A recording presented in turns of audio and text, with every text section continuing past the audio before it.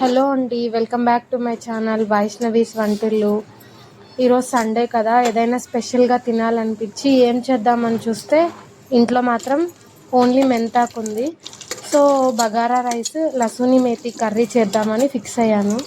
ముందుగా బగారా రైస్ కోసం ఒక కుక్కర్ గిన్నెలో గీ వేసుకొని మసాలా దినుసులు చెక్క, లవంగ, స్టార్ మొగ్గ, అనాస పువ్వు, బిర్యానీ ఆకు వేసి బాగా కలుపుకోండి. తర్వాత అందులోకి ఆనియన్స్ వేసి కాస్త మగ్గనివ్వండి.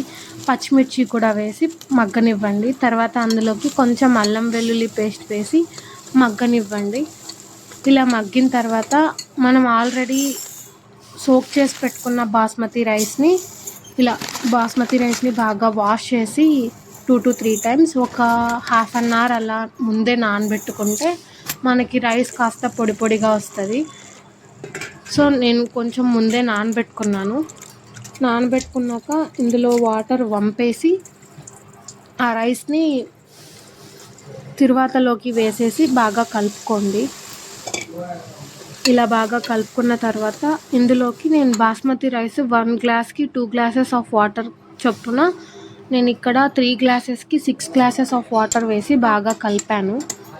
ఇలా కలుపుకున్న తర్వాత అందులోకి కొంచెం సాల్ట్ వేసి కలిపి మూత పెట్టి కుక్కర్ విజిల్స్ ఒక 3 రానిచ్చాను. అంతే, 3 వచ్చేసరికి బగారా రైస్ రెడీ.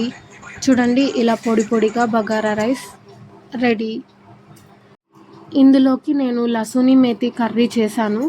నేను ఆల్రెడీ లసూని మేతి కర్రీ వీడియోని అప్లోడ్ చేశాను.